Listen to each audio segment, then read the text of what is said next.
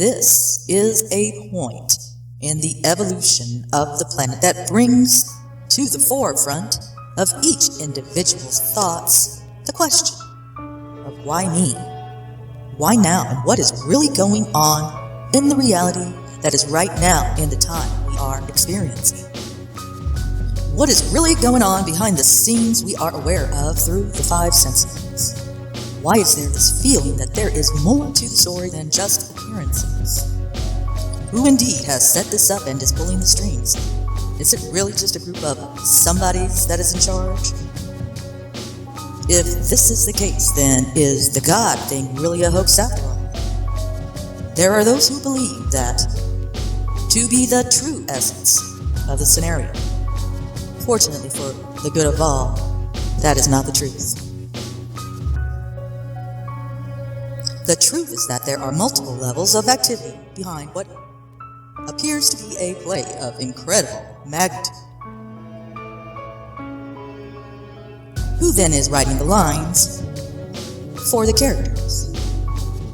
And what is the point of the script? Would you be surprised to learn that you are writing the lines, and until you can figure out a point to the script, there is none?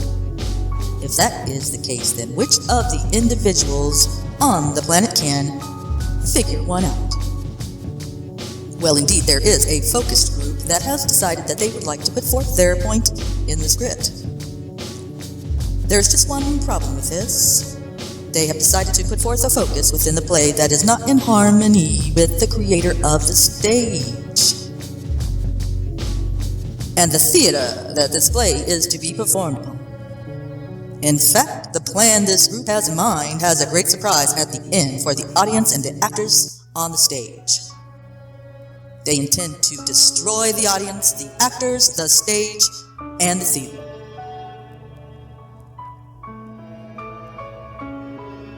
Since the creator of this theater likes this particular theater and thinks of it as a pet project, this idea doesn't appeal to him at all. Since he is not in the business of standing in the way of the creative presentations that are produced within its confines, then he is hoping that the audience will decide to make changes of their own. There is a type of presentation that involves participation of the audience other than just sitting and observing. The theater entrepreneur is wondering whether, if the play being presented becomes obnoxious enough to the audience, will they simply walk away and withdraw their attention. This would then allow the cast and its directors to destroy themselves. But then the theater owner does not want his property destroyed along with them.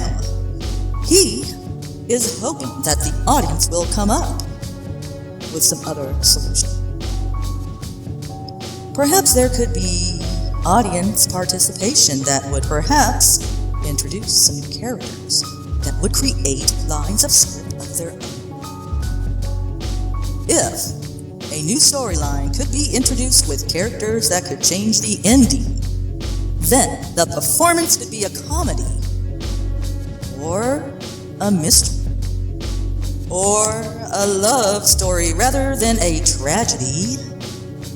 Maybe audience participation could indeed create a whole new genre of experience.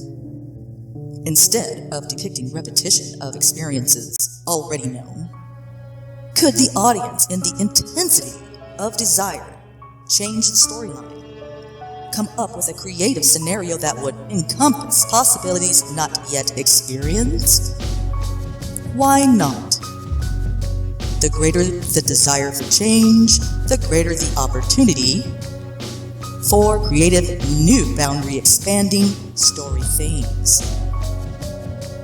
Within the spontaneity of group focus, without the academic control of leadership, with an intended purpose, conception outside of ordinary themes is not only possible, it is probable. To what purpose is this discussion being instigated? It is time that you awaken to your responsibility to change the path you are now being pushed to take. It is far past the stage of leading you. It is at the stage of pushing you. It is at the stage where resistance cannot be successful. Therefore, you are going to have to accomplish this by some other means. A way must be literally created that will bring about a solution. Nothing that you have done before will accomplish a change in this situation. Those who have brought you to this point know your current human nature so well that every possibility you can think of has been blocked. Every cell of resistance is well known by them and is allowed to exist because it has a purpose in their plan. These will be used as graphic examples of what they will not allow. Now you must come into the understanding that there is a passage through this experience for mankind. But you must move into a creative stance, not a resistant posture. This is not what is expected of you based on your past modes of experience. I can assure you that your history has been analyzed and studied by minds and computer model to the point that you are known to an extent you cannot even imagine.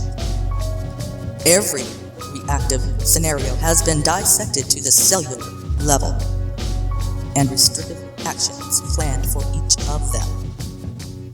You are faced with the possibility of your extinction unless you can make a cosmic leap to a level of creative imagination that will completely nullify those plans. Have you not computers of your own? Can you not band into creative discussion groups and ask for entry into the mind of that which created you? Where two or more of you are gathered together in my name, within the focused desire for harmonious understanding, there I am also. Cries and begging to be relieved of the situation by God, or Jesus, Buddha, or Muhammad will not do it. You have allowed this evil to descend upon you, and so it is you, individually and collectively, that must take it upon yourselves to conceive this solution. A new consciousness change must take place within you. Not all of humanity will choose to participate. There will be some that will hide their heads in blame and grovel in victimhood. So be it. Let them. You have no time to recruit among them, for what of creativity could they offer? This is a clarion call to the consciousness of those with the strength of character to stand up within their own conscious awareness and decide this situation shall not be allowed to continue to its planned completion. Even those who are in the midst of that abominable plan have no idea that the end is indeed to be annihilation. Unfortunately, it is not only planned to be annihilation of the people and the planet, but of realms beyond imagination. How shall it be done? How can a change come about in the midst of such a lack of understanding of who and what you are? Now, while there is yet time, before the noose tightens, movement about the planet is yet possible.